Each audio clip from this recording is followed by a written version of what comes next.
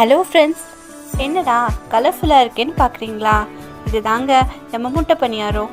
வாங்க இது எப்படி பண்ணுறதுன்னு நான் சொல்லித்தரேன். இதுக்கு நான் ஃபைனாக சாப் பண்ணின வெங்காயம், கேரட், கேபேஜ், கேப்சிகம், தக்காளி, பச்சை மிளகாய், கருவேப்பிலை, மல்லித்தழை, அரை ஸ்பூன் மிளகு பொடி, தேவையான அளவு உப்பு, இதெல்லாம் நல்லா போட்டு மிக்ஸ் பண்ணிக்கிட்டேங்க.